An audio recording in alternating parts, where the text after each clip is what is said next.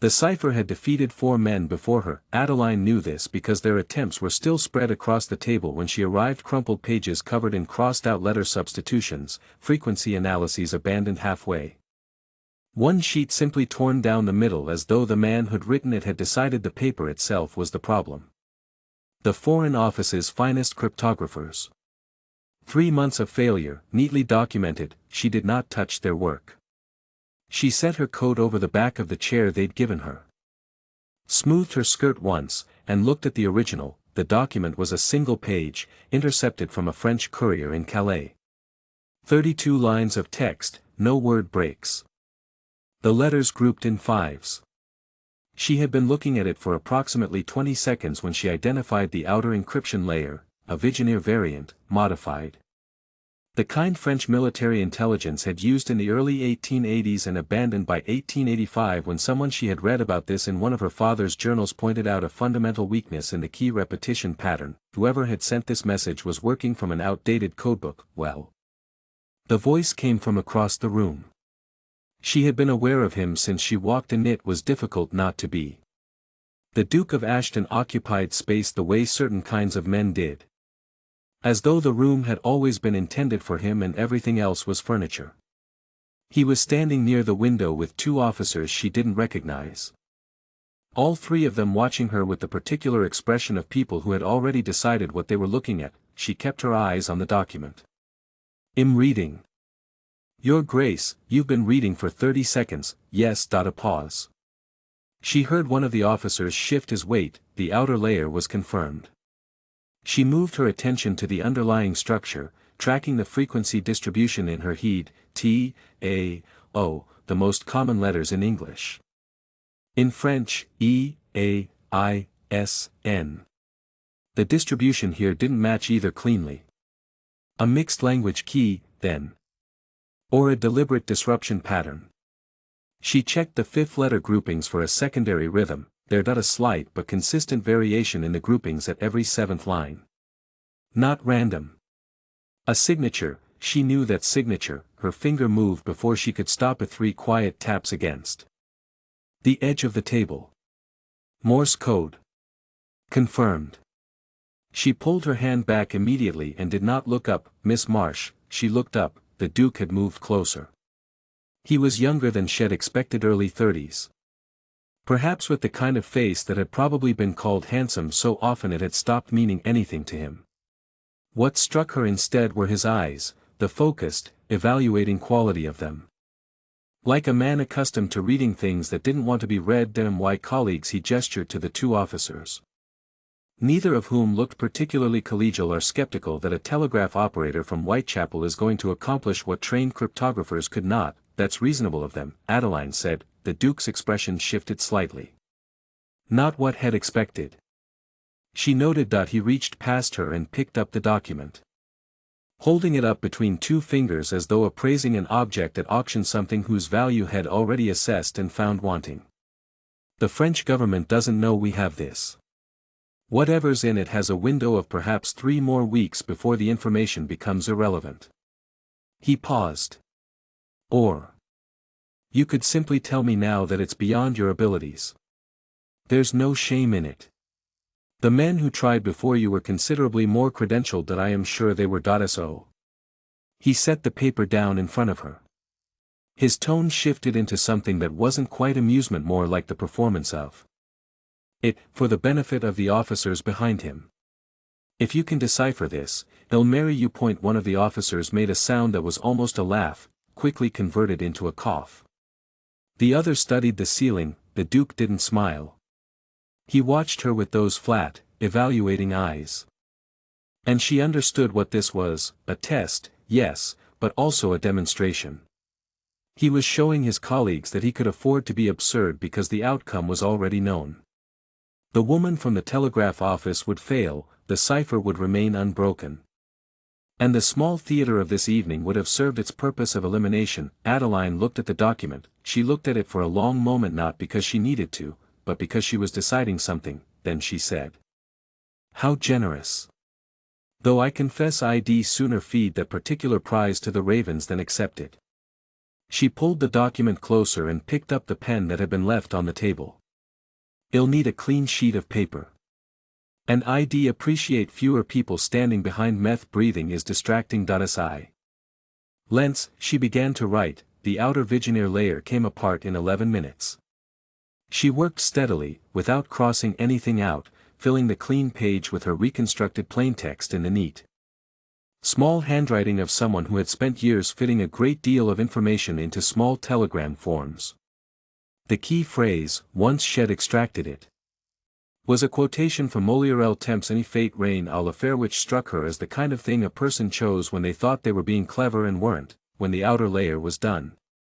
She set it aside, the inner layer was still there. She had expected it. That seventh line variation was not part of the Vigenère structure, it was something else, something older and stranger. And she was not going to break it tonight with a borrowed pen in a room full of people watching her breathe. But the outer layer, the 3 months of defeat stacked in crumpled pages around her, that was done. She set down the pen. "The outer encryption," she said, "is a Vigenère variant keyed to a French literary quotation, which your cryptographers might have found if they'd thought to check classical drama rather than military precedent. The plaintext is a series of meeting coordinates and a name. I've written it out." She pushed the page across the table toward the Duke. "There is a second encryption layer beneath it. I'll need the original document and more time." The Duke picked up the page. He read it without expression. One of the officers leaned over his shoulder and made a sharp sound under his breath. The Duke looked up at her. Something in his face had changed, not dramatically, not theatrically, but in the way a calculation changes when new information arrives and the answer turns out to be different from the one you prepared for. "How long," he said, "for the second layer?" "That depends on what it is." She stood and retrieved her coat. "I'll know more once I've worked with it properly." Somewhere quieter than this would help. She moved toward the door. She was almost through it when she paused, not turning back, just pausing, and said, in the same even tone Shed used for everything else, for future reference, "Your Grace, the next time you offer a prize you don't intend to deliver, you might consider not doing it in front of witnesses." She left. Behind her, she heard nothing. Not the officers. Not the Duke, only. After a moment, the quiet sound of the document being picked up again. The night her father hid the notebooks, it was raining. Adeline had been 18 and already better than him at 3 of the 7 cipher systems Head taught her. Though she hadn't said so because Head seemed tired in a way that went beyond the usual fatigue of late hours and difficult work. Had come home from the Foreign Office at 2 in the morning with mud on his boots and a locked dispatch case that Had never brought home before. She'd been awake. She was always awake when he was late, that he didn't say anything at first. He went to the study. She heard the scrape of the floorboard near the south window, the one that had always been slightly loose, and then silence for a long time, and then he came into the kitchen where she was waiting with 2 cups of tea. And he sat down across from her and looked at the tea and said, "If anyone asks anyone at all, Addie, anyone who comes to this door, you answer telegrams. That's all. You have a good eye for patterns and a steady hand, and that's all you are. Do you understand?" She had understood well enough to say yes. She hadn't understood well enough to ask why. 3 days later he fell from a 3rd-floor window at the Foreign Office. The official report said it was an accident. There was no investigation. His colleagues sent flowers and a note signed by names she didn't recognize, and a man from the office came to collect his work materials and took everything except the books she'd already moved to her own room, and that was the end of it. The notebooks were still under the floorboard. She had checked, 6 months after his death. Lifting the board with careful hands in a room that still smelled faintly of his pipe tobacco. They were there, 3 of them, cloth-bound, filled with his handwriting, cipher analyses, pattern theories, a series of observations about a project Had referred to only as the W matter, nothing resolved. The last entry 3 weeks before he died. She had replaced the board. She had not taken the notebooks. She had gone back to the telegraph office and learned to be someone who only answered telegrams. Now, walking home through the wet streets of Whitechapel at 3 in the morning with the Foreign Office cipher document folded inside her coat, she had, in the end, been permitted to take it. With 2 signed forms and an escort who'd left her at the Aldgate corner with evident relief. She thought about the second encryption layer, she thought about the 7th line variation. The rhythm of it. The way the key had repeated at irregular intervals. Not randomly but with the particular irregularity of someone building in a deliberate misdirection. She had seen that pattern before. Not in any published system. Not in any of the military manuals she'd memorized from her father's library. In his notebooks. She walked faster, the floorboard came up easily. Muscle memory, after so many years of resisting the impulse. She lit the lamp low and opened the 3rd notebook to the last third, where his handwriting had gotten smaller and more compressed as though he'd been trying to fit more into the remaining pages. 40 minutes later. She found it. A cipher variant had been developing privately, never published, never shared with the office. A personal signature embedded into the key structure, a way of encoding authorship into the cipher itself. Invisible unless you knew to look for the 7th line interval, her father's cipher. In a French intercepted document. 3 years after his death, she sat back on her heels and looked at the lamp flame for a long time. Then she closed the notebook, replaced the floorboard, and went to her desk. She had more work to do. The archive room was on the 3rd floor of the Foreign Office's East Wing. Accessible by a staircase that most of the building's occupants appeared to have forgotten existed. Adeline had been using it for 6 days. It suited her. The room was small and poorly heated, with one north-facing window that let in gray light and very little else. The shelves held 30 years of intercepted correspondence. Most of it catalogued by someone who had apparently organized documents by color rather than date or origin. Nobody came here. The junior clerks who occasionally delivered new materials left them on the table near the door and departed quickly. As though the room itself was contagious, she had made progress on the 2nd layer, the 7th line variation. Once she'd confirmed it matched her father's private system, had become less a problem and more a key. But a key to what, exactly? Was still unclear. The underlying text was not in French. It was not in English.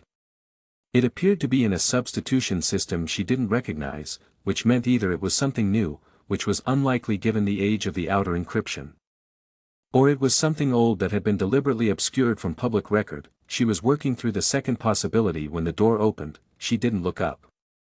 The junior clerks always knocked and then came in before she could answer. She had learned to ignore the sound of the door. The frequency distribution you've marked here, said a voice that was not a junior clerk, assumes a vowel-heavy bass language.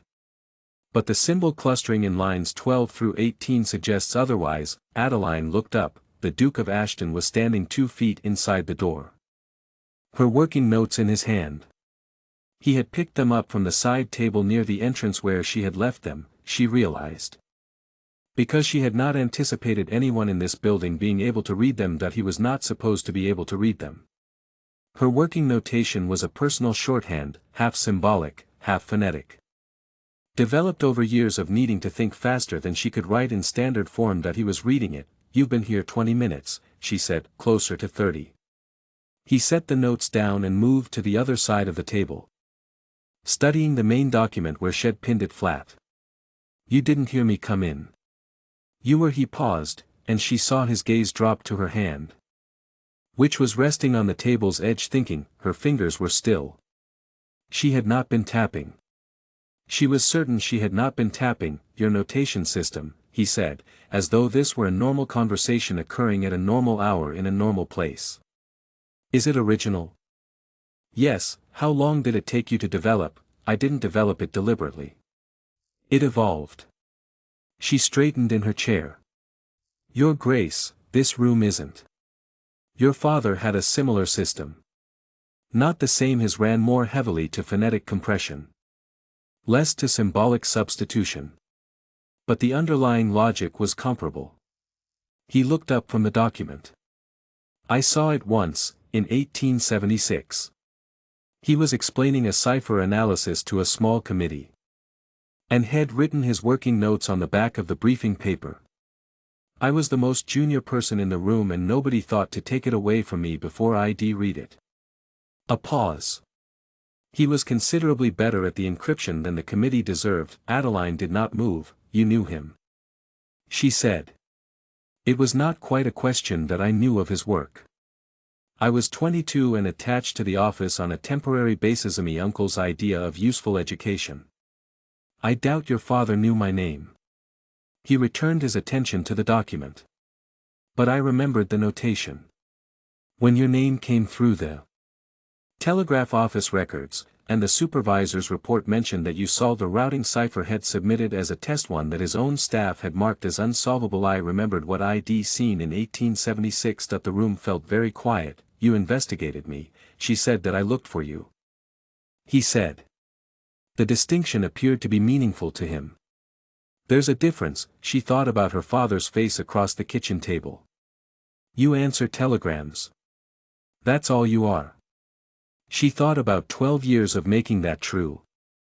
Of becoming so completely the woman who only answered telegrams that some mornings she had to remind herself there was anything else. What, she said carefully, do you intend to do with what you found? He looked at her for a moment, that same focused, evaluating quality she'd noticed in their first meeting, but different now, less like an assessment and more like a question he was genuinely uncertain how to answer. That, he said, depends considerably on what you find in that document. He moved toward the door. The seventh line variation, you've identified it as a private system. Whose? The pause before her answer was very short. I'm not certain yet. That he stopped at the door. He didn't turn around. Your father had a habit, he said, of tapping Morse code when he was working through a problem. On tables, on the arms of chairs. Once, memorably, on the foreign secretary's desk during a briefing. A brief silence. I notice you have the same habit. That he left. Adeline sat without moving for a long time after the door closed, then she picked up her pen, and found that her hand was not entirely steady. And put it down again. She pressed her fingers flat against the table. Still, she picked up the pen again and went back to work. The departmental review was held in the large conference room on the second floor, which had a long mahogany table, 12 chairs, and a portrait of the foreign secretary on the wall that Adeline suspected had been hung at that particular height specifically to ensure that everyone seated at the table spent the meeting looking slightly upward and feeling appropriately diminished. She had not been invited. She had been summoned. Which was a different thing, delivered via a note slipped under the archive room door by a clerk who had not waited for her acknowledgement. There were 7 men at the table when she arrived.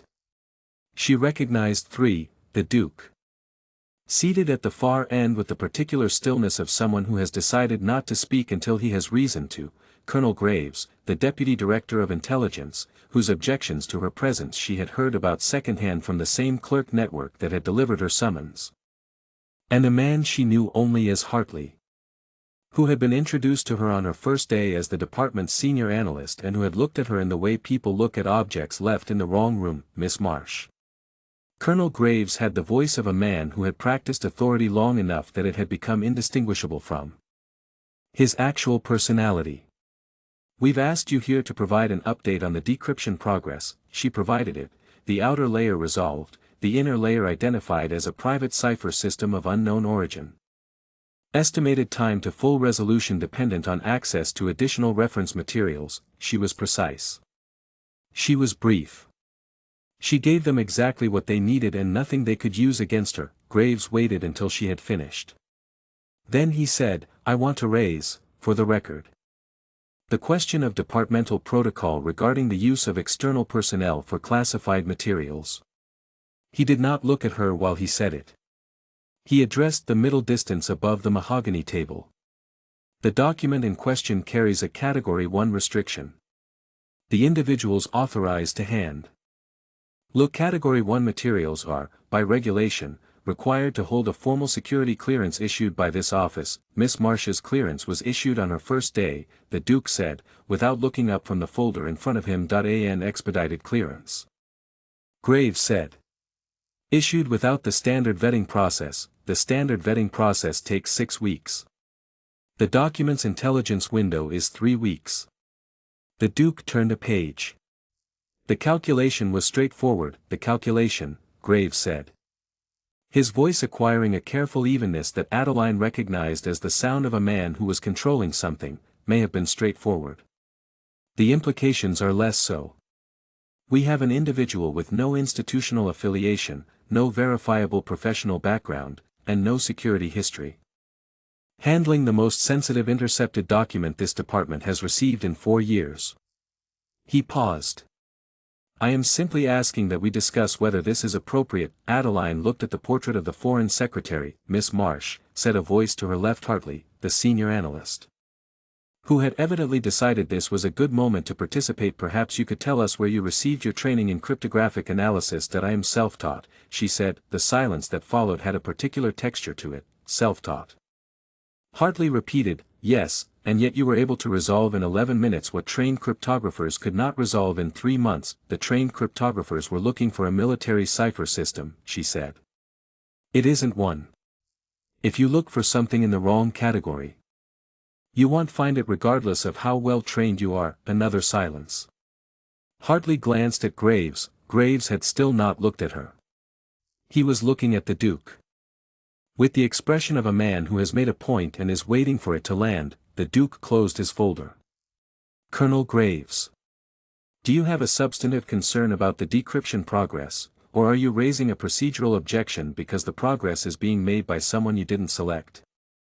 The temperature in the room changed. Graves smiled a small, contained smile, the kind that doesn't reach the eyes and isn't meant to. I'm raising a concern about due process. Your Grace.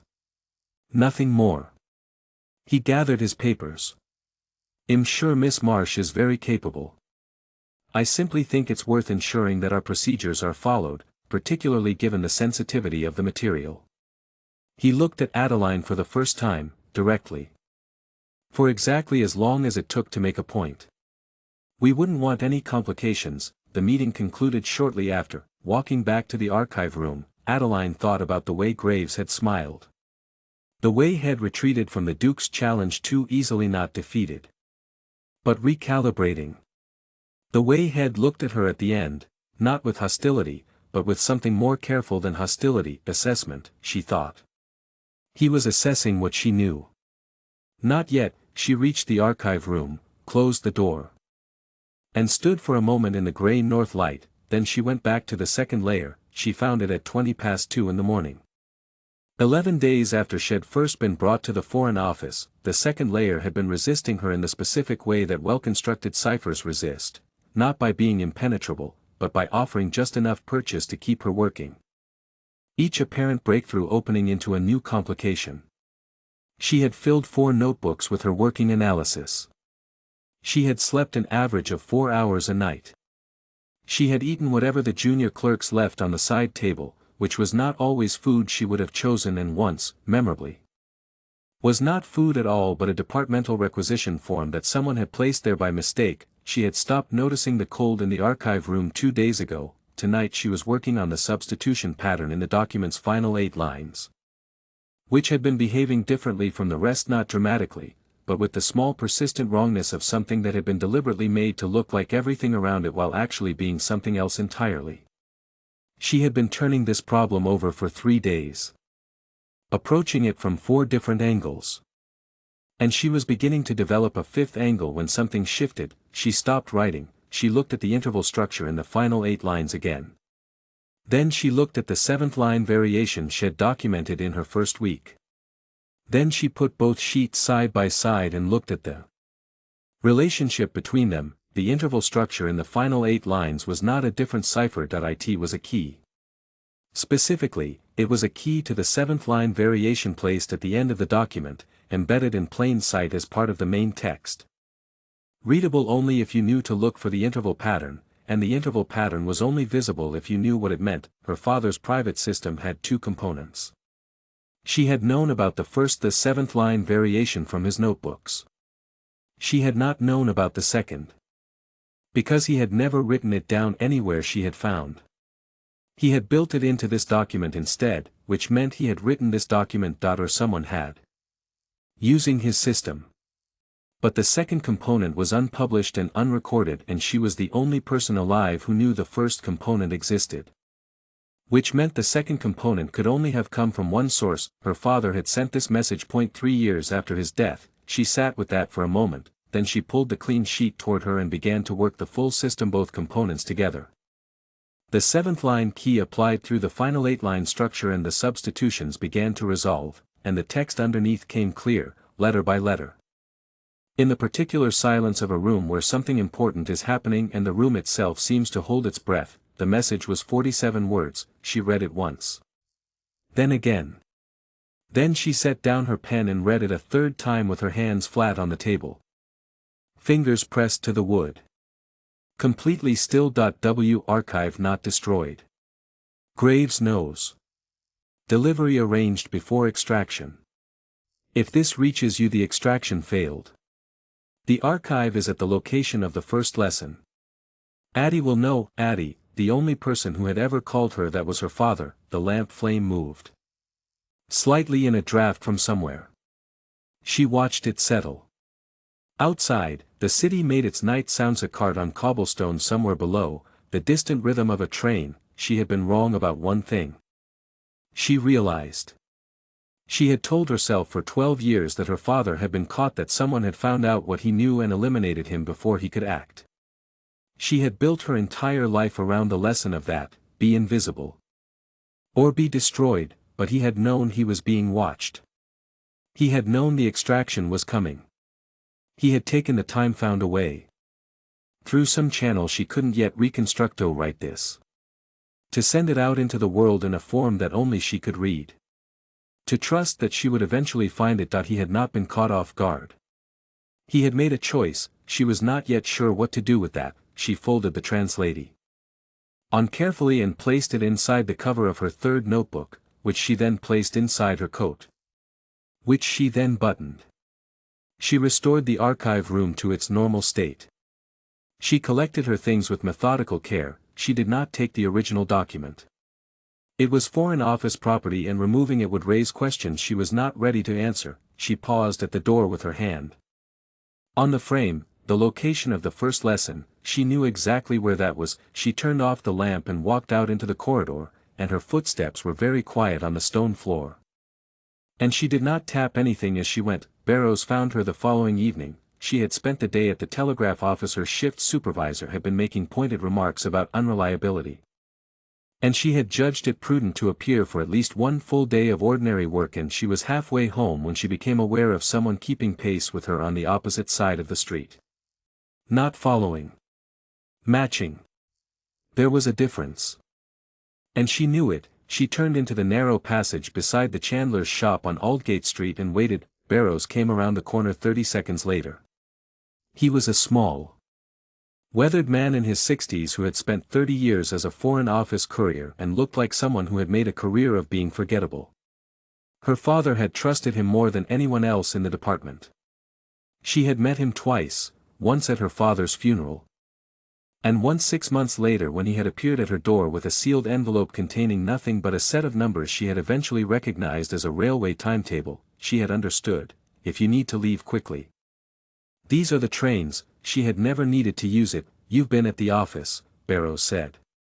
Not a question. For 11 days. That he was quiet for a moment. He had the manner of someone who thought before he spoke. Not out of caution but out of habit, as though words were resources to be spent carefully.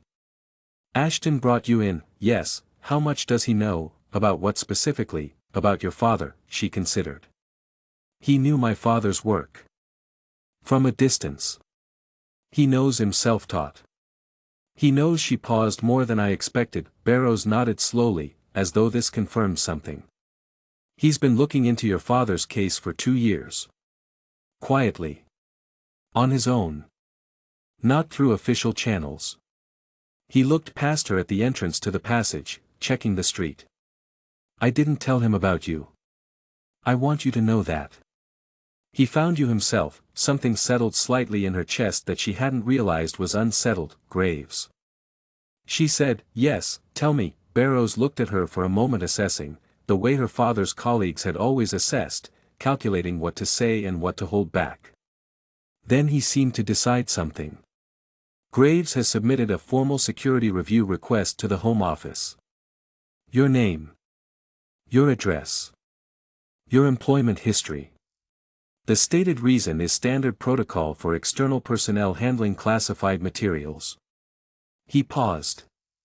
The actual reason is that you've been in that archive room for 11 days and he wants to know what you found, that he doesn't know what's in the document, that he knows something is in it that he missed. He's been trying to get that document destroyed since it arrived. He couldn't justify it without raising questions. Barrows glanced at the street again. If the review comes back with any irregularity in your background, anything that gives him ground, she won't file a complaint, Miss Marsh. Hell, make a referral. Home Office involvement. National security grounds. You'd be detained for questioning before you could get the document out of the building. The evening air was cold and smelled of coal smoke and river. Adeline thought about the translation folded inside her third notebook, which was currently in her coat pocket. How long do I have, she said, before the review comes back? A week. Perhaps 10 days if the clerk assigned to it is slow.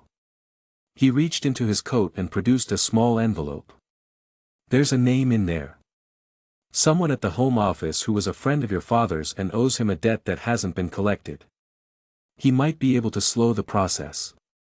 I want prom. I see more than that. She took the envelope. The W archive, she said. Do you know what's in it? Barrows went very still. That I know what your father believed was in it, he said at last. Evidence of a systematic arrangement between Graves and a foreign intelligence contact. 3 years of intercepted materials that were altered or suppressed before reaching the decryption team. 2 deaths that were recorded as accidents. He met her eyes. Your father's was the third. The passage was very quiet. That he built the message into the cipher, she said. He knew he wasn't going to survive long enough to bring it out himself. So he built it into a cipher that only I could read and found a way to get it into Foreign Office channels where it would eventually be intercepted. He had help. I helped. Barrows' voice was even. But something in it cost him. I have thought about that every day for 3 years. Whether there was more I could have done. Adeline looked at the envelope in her hand. The first lesson location, she said. Do you know it? Your father's study. The house in Stepney. You still have the lease.yes. Be careful going there. He stepped back toward the passage entrance. Gravis people will be watching your known addresses within a day or 2 of the review being filed. If you're going to retrieve whatever's there, do it soon. He left the way he'd come, quickly and without looking back, the way people moved when they had learned that looking back was a habit that cost you. Adeline stood in the passage for a moment, then she walked out onto the street and turned toward home, and she did not hurry. Because hurrying attracted attention, and she had spent 12 years learning that the most dangerous thing you could do was give someone a reason to look at you twice. Above her, the London sky was the particular dark orange of a city that never fully went to sleep. Somewhere behind her, she was fairly certain, a man in a grey coat who had been on her street twice in the past 4 days had just turned to follow her at a careful distance. She noted his pace, his stride length, the way he favored his left side. She filed it and kept walking. The document was spread between them on the archive table. The original on the left and her working translation on the right, and they had been sitting in this configuration for 2 hours when the Duke set down his pen and said, without preamble, "When did you start?" Adeline didn't look up from the line she was checking. The second layer. Or the cryptography. She finished checking the line. Marked it. Set her own pen down. Outside the north window, the sky had gone the particular deep blue of a London evening in November, the last of the daylight pressed thin against the horizon. The archive room was lit by 2 lamps, which created a circle of warmth that ended abruptly at the shelves and left the rest of the room in a darkness that felt, this late, almost companionable. Why father started teaching me when I was 8, she said. Simple substitution ciphers first, then transposition, then compound systems. He treated it the way other fathers treat mathematics or Latina, something a person simply ought to know. She paused. I was better at it than he expected. By the time I was 12 he had stopped correcting my work and started asking my opinion of his. At 12. He was not a man who let sentiment interfere with a useful second reader. The Duke was quiet for a moment. He had a way of receiving information without immediately responding to Ida's stillness that she had initially read as indifference and had since revised to something more like genuine attention. It was, she had found, an unusual quality in a man who held the kind of power he held, and after he died, he said, after he died. I answered telegrams. She picked up her pen again. It was what he asked me to do. You followed that instruction for 12 years that I did, even though. She drew a line through a suspect translation and wrote the correction above it. He asked me to be invisible. He had reasons. I chose to believe the reasons were sufficient. The lamplight moved slightly in a draft. The Duke reached out and adjusted the position of the lamp on his side, an automatic gesture. The kind of thing a person did when they'd been sitting in the same place long enough to feel proprietary about it. You still believe that? He said. That the reasons were sufficient. Adeline considered the question with the same care she brought to a cipher, not avoiding it, but looking for what it actually contained beneath what it appeared to contain. That I believe, she said slowly, that he made the best decision he could with the information he had. Whether it was the right decision is a different question, and I'm not certain in position to answer it fairly. She looked up. He didn't know what I would find in this document. He didn't know what I would become. He knew what had appealed to people who had been visible, and he was trying to protect me from that. By making you disappear, yes, that seems, the Duke said, like a considerable sacrifice to ask of someone that he didn't ask. He told me, and then he died before I could argue with him. Which I suspect was not entirely coincidental timing. Something shifted in the Duke's expression. Not amusement exactly, more the recognition of something that resonated. You think he knew he was out of time? That I think he spent the last 3 days of his life making arrangements. The notebooks. The me. Sage in the cipher. She set her pen down again. The translation could wait another minute. He was not a man who left things to chance. If he told me to disappear, it was because he had calculated that my disappearing was the most useful thing I could do. She paused. I have spent 12 years trying to decide whether I agree with that calculation, and now, she looked at the document between them, the cipher that her father had built.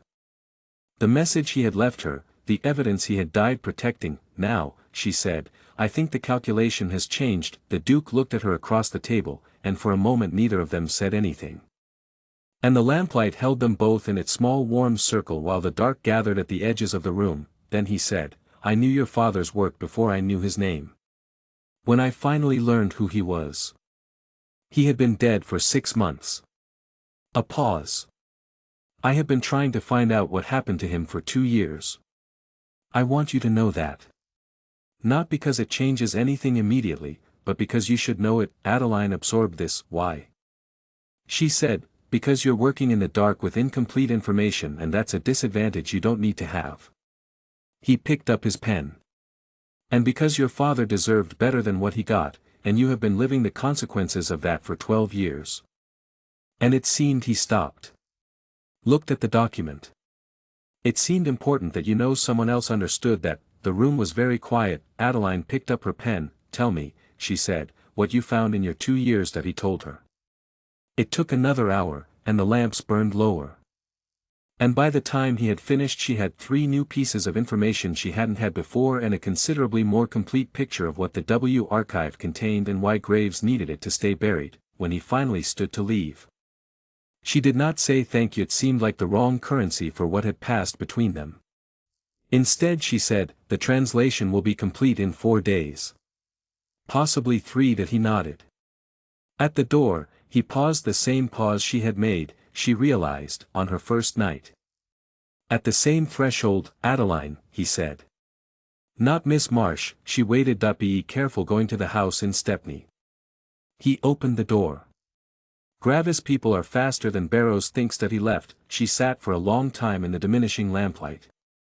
Her pen in her hand and the cipher spread before her, and something in her chest that she was not quite ready to name, and eventually she bent her head and went back to work. Barrows came to the archive room the next morning. She heard him on the stairs. She had a distinctive tread. The slightly uneven rhythm of an old knee injury she'd noticed in their first meeting, and she had already cleared her most sensitive working notes from the table by the time he knocked. Old habit. In 12 years of being careful, she had learned that the difference between a precaution and a paranoia was usually about 6 seconds that he came in without waiting for her answer, which told her it was urgent. And he closed the door behind him and stood with his back to it in the way of someone who wanted to be able to hear if anyone came up the stairs. They filed the review yesterday, he said. The home office contact I gave Yoha was able to delay the assignment. Not the filing. You have perhaps 8 days before someone starts actively working through your background. 8 days is workable, that's not the whole of it. Barrows moved to the table. Lowered his voice by a degree. The man in the gray coat you've been noting on your street's not a home office operative. I've checked his description against the office's known surveillance roster and he doesn't match anything current. Adeline went still. Graves is running him off book. She said, that's my reading. Which means whatever Graves is planning, he's not planning to do it through official channels. Barrows met her eyes. Official channels you might survive. A formal review, a detention for questioning those have procedures, records. Visibility. Off-book is different. She understood what he was not quite saying. Her father had gone out a window. That had been off-book, the W archive, she said. If I retrieve it before Graves knows where it is, it changes your position considerably. Evidence in hand. In a form that can be independently verified. Graves can't make that disappear the same way he can make a person disappear. Barrows pulled his coat tighter, though the room wasn't particularly cold. But you need to move quickly. If his man on your street has been watching long enough, he may already have made the connection to the Stepney house. Does Graves know about my father's message in the cipher? No. He knows the document was taken out of his control before he could destroy it, and he knows you've been working on it. And he knows you're your father's daughter. That's enough to make him act. Barrows paused. It's Ashton I'm less certain about. Adeline looked at him. Ashton has been looking into your father's case independently, you said, for 2 years, yes. But he operates within the system. Miss Marsh has too. He has the title and the position, but if Graves pushes this through the right channels with the right framing. Even Ashton's protection has limits. Barrows looked at her carefully. I am not saying he is unreliable. I am saying don't stake your life on someone else's reach before you know exactly how far it extends. Adeline thought about the lamplight in the archive room. The Duke's voice saying your father deserved better than what he got. The way he had known to warn her about Stepney, that he already knows about the Stepney house, she said. Barrows absorbed this. Then either he's having you watched himself, or he's been watching Graves watch me. Which is a different thing. She considered. He hasn't moved against me. He warned me instead. That's a thin distinction to stake your safety on. Most distinctions are thin. That doesn't make them meaningless. She began gathering her notes. I'll go to Stepney tonight. Early. Before the gray coat changes shift. I've noted the pattern runs until midnight. She looked at Barrows. Can you get a message to Ashton without going through departmental channels? He studied her for a moment. I can. Tell him I'll have something for him in 48 hours. Tell him I need until then without interference. She paused. Tell him I said please. He'll understand why that's significant. The ghost of something that might have been a smile crossed Barrows' weathered face, gone before it fully arrived. He moved to the door. Your father, he said, his hand on the frame, said once that the hardest cipher to break was the one built by someone who understood how the enemy thought. He looked back at her. He said you were better at that than he was. Even at 12. He left. Adeline stood in the archive room for a moment after his footsteps had faded down the stairs. The north window gave its usual gray light. The shelves held their 30 years of other people's secrets. She picked up her coat. She had calculations to make and not much time to make them, and she thought best while moving. She left the lamp burning. Let the gray coat see it from the street.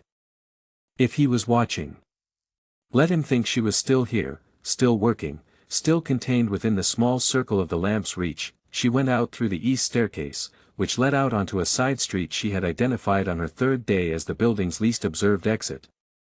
And she turned her collar up against the November cold, and she walked quickly and without looking back towards Stepney and whatever her father had left her there. She retrieved the W archive on a Tuesday. The house in Stepney had been empty for 3 years. But the lease was still in her name. She had kept paying it from her telegraph salary in small, irregular amounts that she told herself were practical and knew were something else.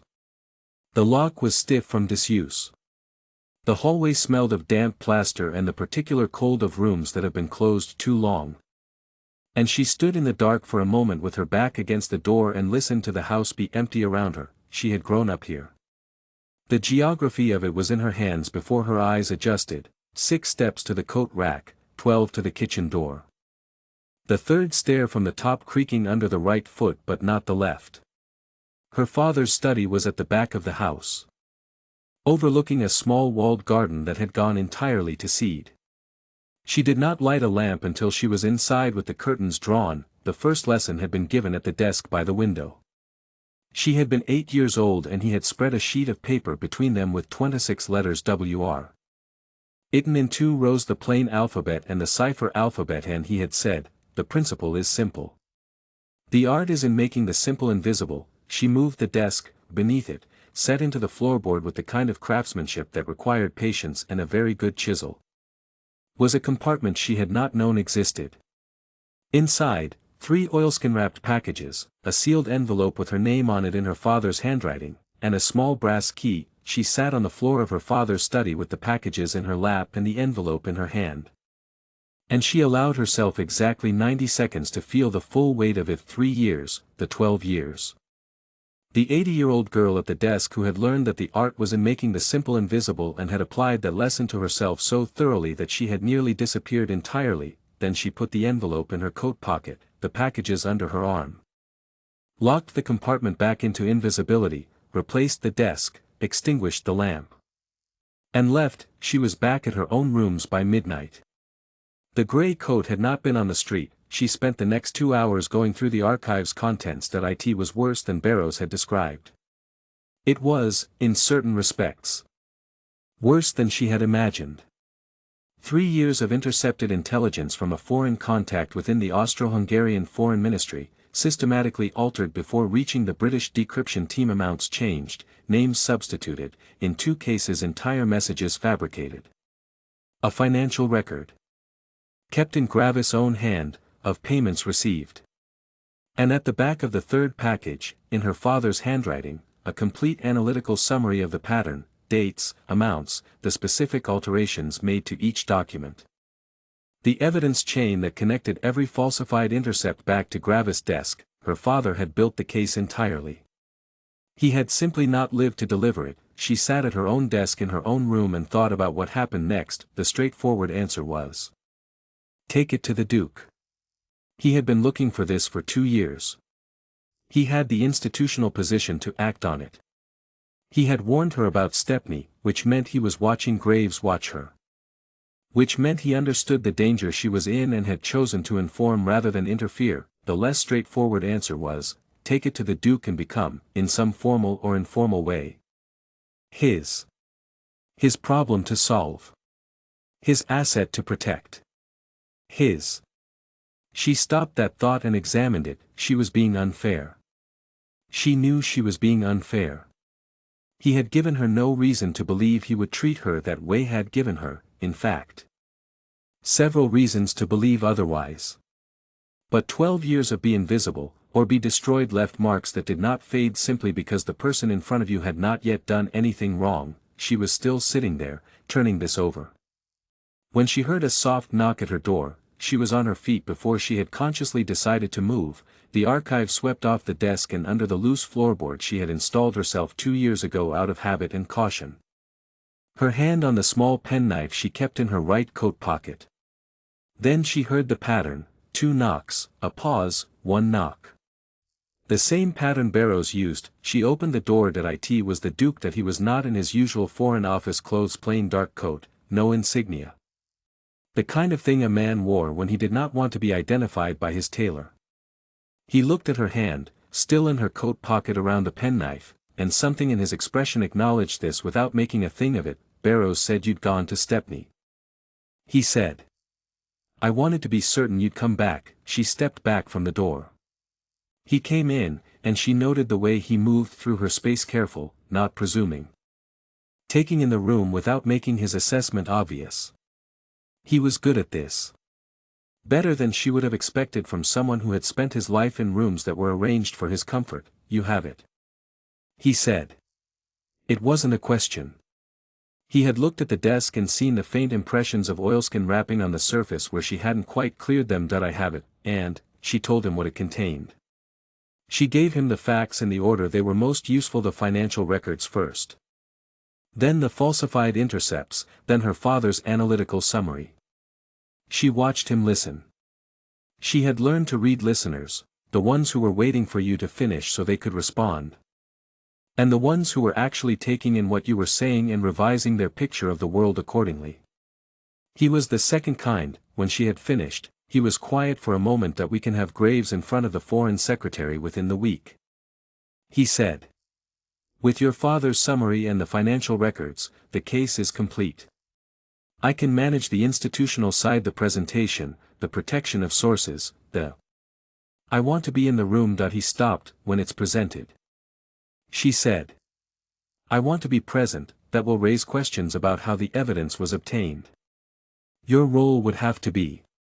I want to be in the room, she said again, as myself. Not as a source to be protected. Not as a resource to be managed. As the person who found this. Who broke the cipher that led to it, whose father built the case that makes it possible. She held his gaze. I understand the institutional complications. I'm telling you they're not sufficient reason to say no. He looked at her for a long moment, then he said. Marry me. The room went very still. It would give you standing, he said.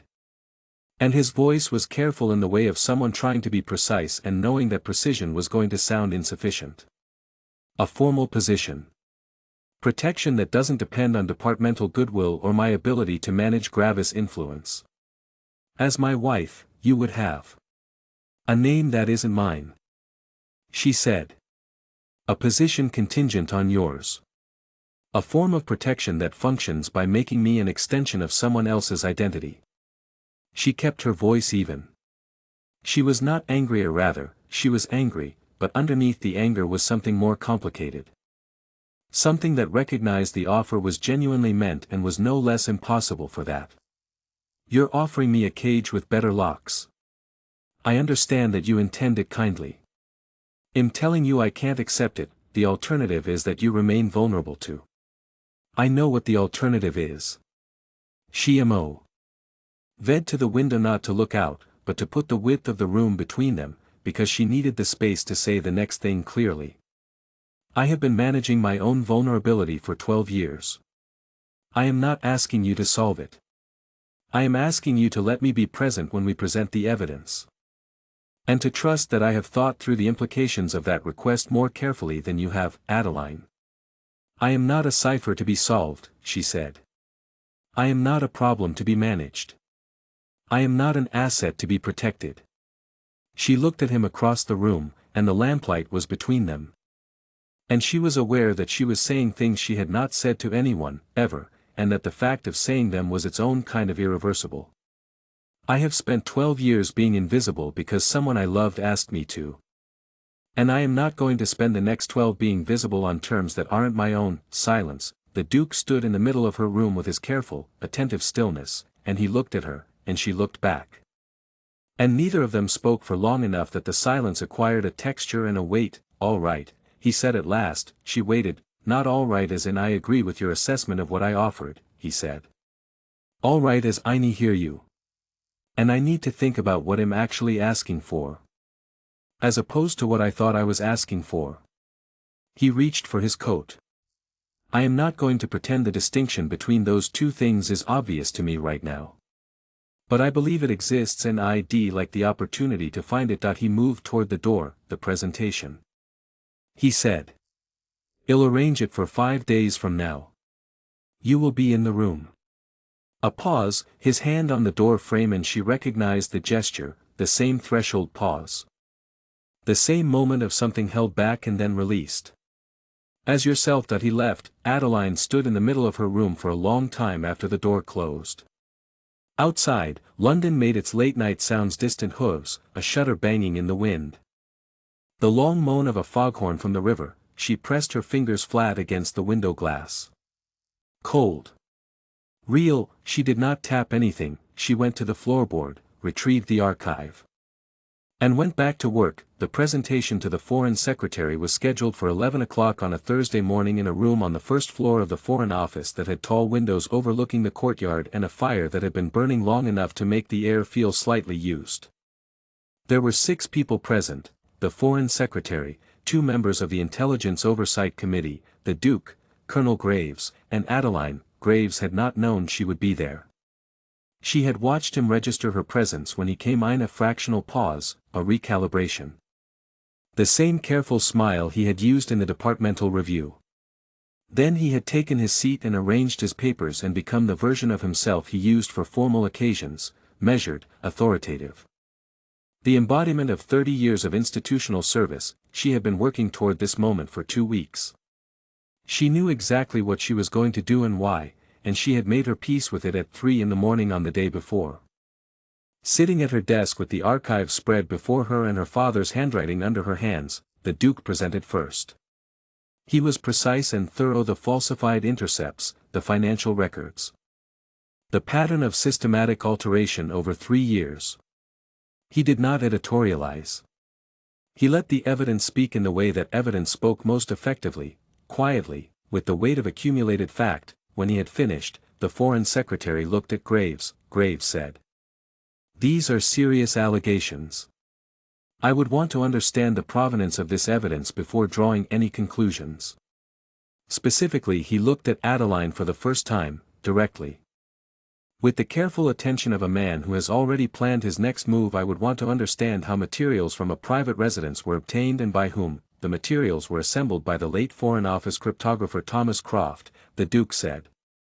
"And preserved according to instructions he left before his death." Assembled by Croft, Graves said. "And retrieved by his daughter. Acting on those instructions." The Duke's voice was even. "Miss Adeline Croft. Who is also responsible for the decryption of the intercepted cipher that led to the archive's location." The Foreign Secretary looked at Adeline. "Miss Croft.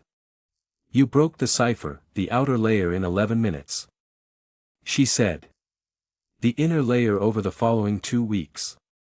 The inner layer was encoded using my father's private cipher system, which he embedded in the document as a means of ensuring it would reach someone who could read it."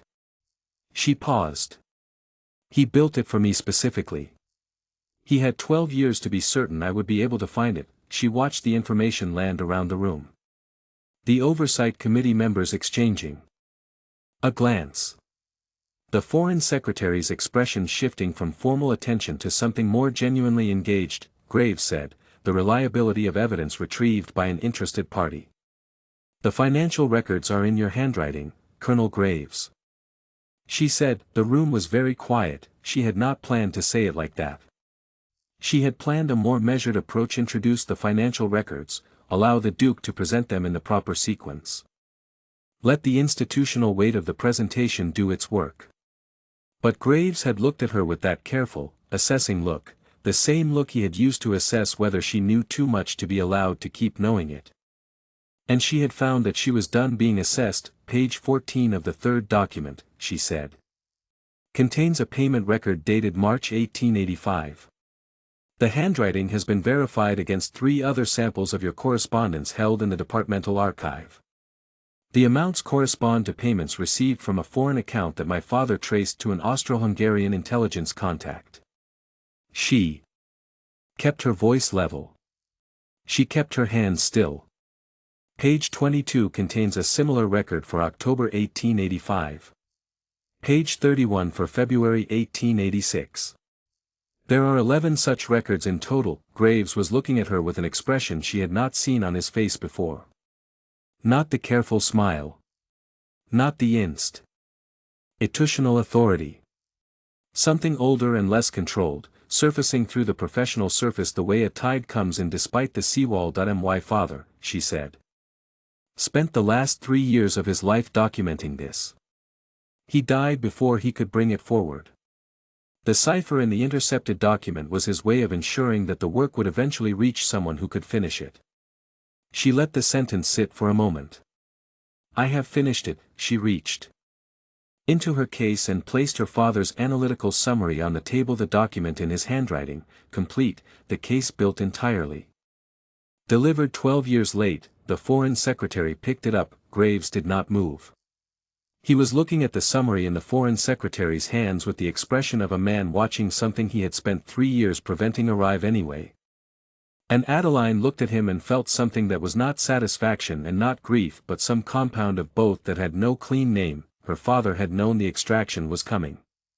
He had made the time. He had trusted her. She had been 12 years in the making of this moment. She thought he would have considered that acceptable. The Foreign Secretary set the summary down and looked at Graves. What happened next was institutional and procedural and not, in its external form, dramatic. There were no raised voices. 2 members of the Oversight Committee asked Graves a series of questions he answered with diminishing precision. The Foreign Secretary made several notes. At 11:47, Graves was asked to wait in an adjacent room with one of the committee members. And the door closed, and the remaining people in the original room looked at one another in the way people look at one another when something has shifted that cannot be unshifted. The Duke looked at Adeline, she looked at the window. The courtyard outside was grey and still. A few pigeons walking the cobblestones with the purposeful indifference of creatures who had seen a great deal of history and found none of it particularly surprising. She thought about the final 8 lines of the cipher. The key hidden in plain sight, the principle is simple. The art is in Maki. In the simple invisible, her father had taught her that to protect her. She had used it to protect herself for 12 years. And now she had used it one final time not to hide, but to make something visible that had been buried long enough. She reached into her coat pocket and closed her hand around her notebook, the third one, where the translation was still folded inside the cover. On the last page, in her father's private cipher, were her own initials .c. She had written them there for him. She left them there for herself. The attack came 3 days after the presentation. Graves had been taken into custody the morning after the Foreign Secretary's meeting quietly, without announcement. The kind of removal that the Foreign Office preferred because it generated no headlines and required no explanations to the press. Adeline had been told this by the Duke in a brief note delivered to the telegraph office. And she had read it twice and then filed it under her counter and gone back to her shift, because there were still telegrams to answer and the world did not pause for institutional reckoning. She had been wrong to think it was over. She understood this at 11:30 that night, when she heard the sound of someone on the stairs who was not using the pattern Barrows used and was not moving with the particular careful deliberateness of the Duke. This was someone moving quickly and not caring about the noise. Which meant either they didn't know she was there or they didn't think it mattered. She was out of bed and at the window before the footsteps reached the landing. The drop to the street below was 15 feet onto cobblestone, servable, probably, but not without cost. She looked at the door. The lock was good but not good enough for someone who had come prepared. She picked up the archive from the floorboard. She put it inside her coat. She picked up the penknife. The door came open on the second attempt. There were 2 of them. Large and the kind who had been selected for size rather than subtlety. And they came in with the confident momentum of people who expected the room to contain one small woman and nothing that would complicate a simple extraction. The first one was 3 steps inside before he registered that she was standing to the left of the door rather than in the bed. And by the time he had registered it she had already moved to put the wardrobe between herself and the second man. "Miss Marsh," said the first one. He had a voice like gravel shifting. "We're just here to collect the documents. Nobody needs to get hurt that I notice," she said. "That you came at midnight rather than in the morning, which suggests you're not operating with official sanction. Which means there's nothing I can be charged with for not cooperating. the second man moved around the wardrobe, she moved with it, keeping the furniture between them. Calculating the distance to the door still open, the landing visible beyond it, the stairs beyond that. Too far. She would not make it past the first man. She was still calculating when she heard footsteps on the stairs, more than one person. Moving fast and deliberately, and then Barrows came through the door first, with two men she didn't recognize behind him, and behind them the Duke, still in his coat. As though he had come directly from somewhere else without stopping. The subsequent 3 minutes were not elegant. They were the kind of 3 minutes that happened quickly and got sorted out afterward. And when they were over, the two large men were in the hallway under the supervision of the Duke's companions, and Barrows was checking the room with the professional thoroughness of someone who had done this before. And the Duke was standing in the middle of her room looking at her. She became aware that she was still holding the penknife. She put it in her pocket. "Gravis people," she said. "The ones had been running off book, yes. We identified them this afternoon but lost them in Southwark." He looked at her coat, still on over her nightclothes. The archive-shaped bulk visible at the front. "You have the documents." "That I always have the documents." Something moved across his face. "You were going to fight your way out." "That I was going to think of something." She looked at the broken door. "I thought of several things. None of them were ideal." Barrows appeared in the doorway. "Street is clear. I've sent for the police, the official kind, which I realize is a distinction that has become complicated this week." He looked at Adeline. "Are you hurt?" "No good." He withdrew. The Duke had not moved. He was looking at her with an expression she couldn't immediately parse. Not quite relief, not quite something else. A compound of several things that he was apparently not bothering to conceal with his usual careful management. It occurred to her that it was past midnight and neither of them had planned for this particular version of events, and the usual social architecture had not been constructed. "You came," she said. It was not the most precise thing she had ever said. But it was what she had. "Barrows sent word when we identified Gravis men this afternoon. I should have come sooner." He looked at the broken door again. A muscle in his jaw moved. "I should have been here before they were." "You were her. When it mattered, that is a more generous assessment than the situation warrants." She looked at him, really looked. The way she had learned to look at things that she was trying to understand rather than categorize. He had come at midnight in plain clothes with Barrows and two unnamed men and a broken door and an expression he was not managing. And he was standing in her room telling her he should have done more, and she thought about what she had said to him 3 nights ago. "I am not going to spend the next 12 years being visible on terms that aren't my own." She had meant it. She still meant it, but there was a difference. She was beginning to understand, between being visible on someone else's terms and being visible alongside someone who had come at midnight because Barrows sent word and because he did not want to be somewhere else when she might need someone to be here. "I owe you an answer," she said. "To the question you asked 3 days ago." He was very still. "Not the answer you asked for," she said. "I meant what I said about that. I am not going to become an extension of your name and your position and call it safety. That's not negotiable." She held his gaze. "But the question underneath it, what you were actually asking. Which I think was something more like, will you let me be here?" She stopped. Considered. "I'm still working out what the right answer to that question is. I want you to know that I'm working on it. And I want you to know." She paused again, longer this time. "Because the next part required precision, that the working out is going in a direction you might find interesting." The Duke looked at her for a long moment. "That," he said, "is the most carefully qualified thing anyone has ever said to me." "I am careful with things that matter." "I know." Something shifted in his expression, not quite a smile, but the possibility of one.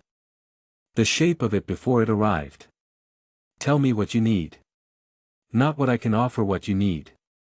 It'll start from there." She thought about it. Really thought, the way she thought about ciphers, looking for the actual structure beneath the apparent one. "I need my father's name on the work he did," she said. "Formally, officially. Not as a footnote. The analytical method he developed should be attributed to him." She kept going. "I need my own name on my own work.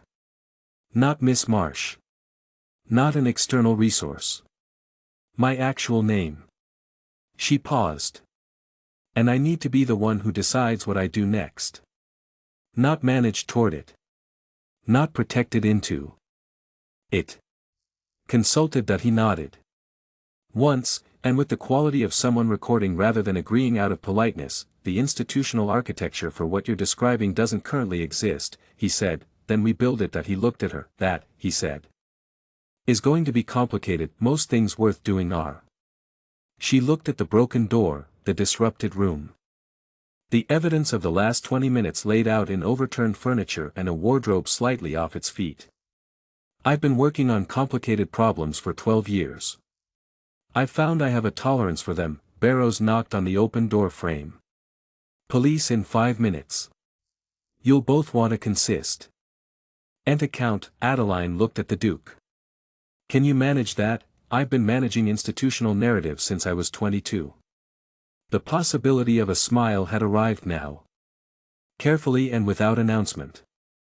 Though I generally prefer to work with someone who can tell me when the encryption is wrong. That I am available for consultation, she said.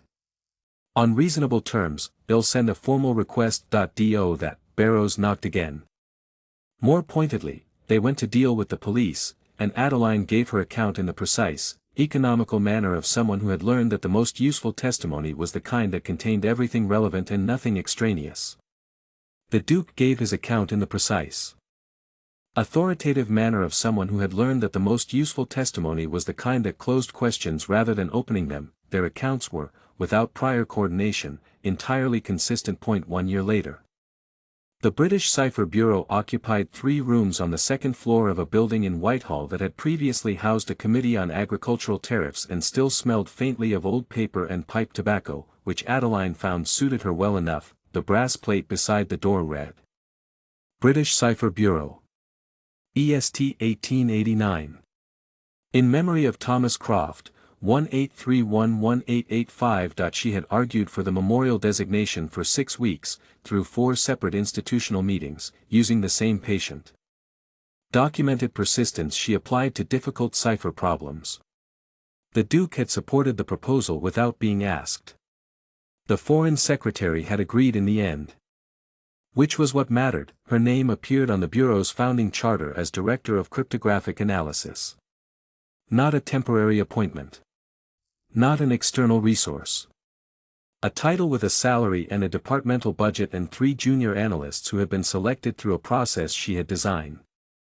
Herself.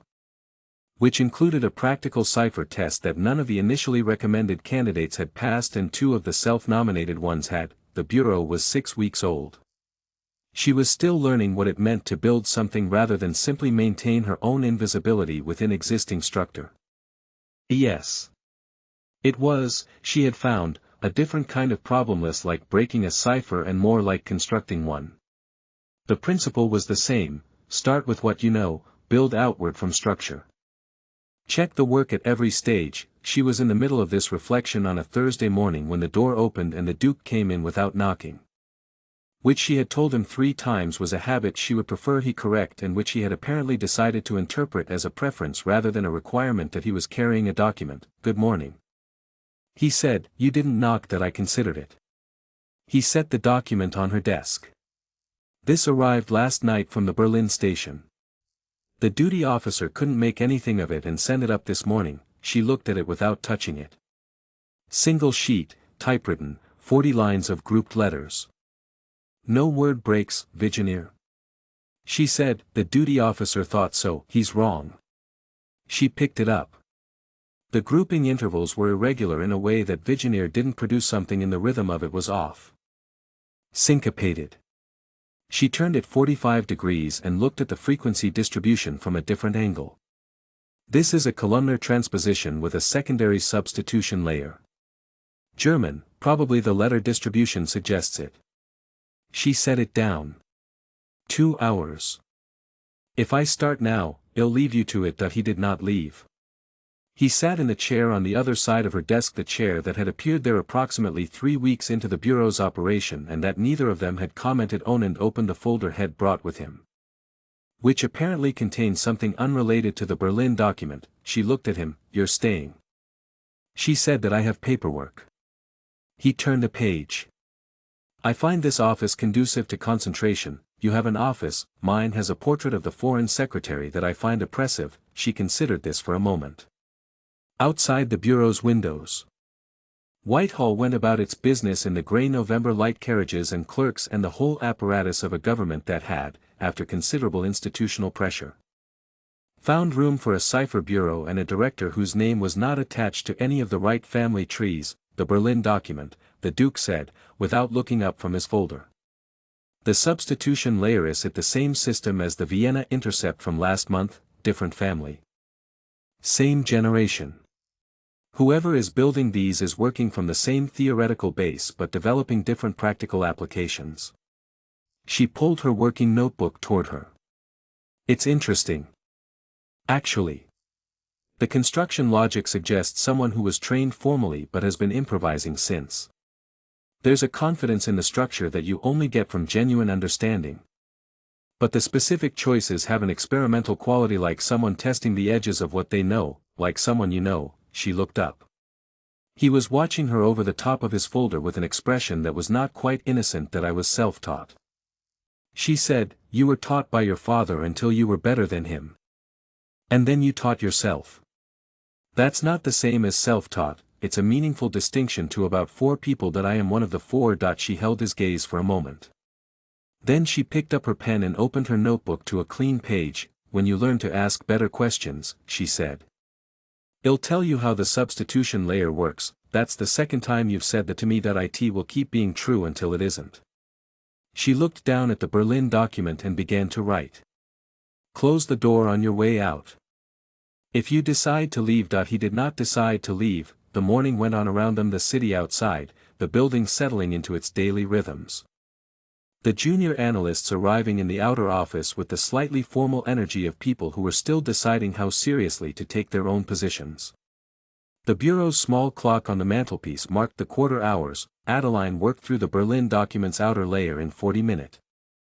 The inner layer was more interesting. The experimental quality she had identified was more pronounced here, the constructor having tried something in the key structure that almost worked and would work, she thought. If they made one specific change to the interval pattern. She made a note. It was the kind of thing worth knowing, the shape of a mind you might encounter again. At some point the Duke set down his folder. She was aware of him leaning back in the chair, looking at the ceiling. In the comfortable way of someone who was not looking at anything in particular and didn't need to. Adeline, he said. She kept writing. I've been thinking about what you said. About building the institutional architecture. Which part? All of it. Particularly. He paused. The part about being consulted rather than managed toward things, and I've been consulting you on departmental cipher matters for 6 months. I would like to extend the consultation to other areas. On a permanent and formalized basis. He was quiet for a moment. I am aware that I previously asked this question badly. I am attempting to ask it better. She stopped writing. She looked up. He was looking at the ceiling, which she recognized as his version of giving her room, not watching her. Not pressing, just being present in the same space and letting her have the moment at her own pace. The terms, she said, your terms. It'll start from there. The same as before. She thought about the lamplight in the archive room. The broken door. The brass plate beside the bureau entrance. The junior analysts in the outer office who had been selected through a process she had designed.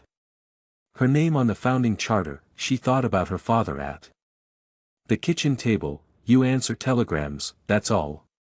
She thought about what he had meant by that and what it had cost him to say it and what it had cost her to believe it, and she thought about the cipher he had built for her, the message he had trusted her to find. The work he had trusted her to finish. If this reaches you, the extraction failed. Addie will know. He had known she would know. He had spent 12 years being certain of it. She had spent 12 years becoming certain enough to be worth knowing. The terms, she said, are the same as before. My name. My work. My decisions. She paused. And you continue to come to this office without knocking, which I find. She stopped, looked for the word less objectionable than I initially indicated. Something arrived in his expression that she had learned to recognize. The thing that happened when the cipher resolved and the underlying text came clear, and it turned out to be worth the working. Less objectionable, he said. "I'll have that engraved somewhere, don't be absurd." He smiled. Actually smiled, the full version, which she had seen perhaps 4 times and which remained, she had found, effective beyond any reasonable expectation. She looked back at the Berlin document, her fingers rested on the desk, and after a moment they moved 3 quiet taps on the wood, a short pattern. Morse code, confirmed. She did not pull her hand back. Outside, London went on in its grey November way. The clock marked the hour. In the outer office, one of the junior analysts laughed at something, and the sound came through the door clearly. The uncomplicated sound of someone at the beginning of work they found worth doing. Adeline turned to the next page of her notebook and wrote the date at the top, 14 November 1889, that she began the inner layer.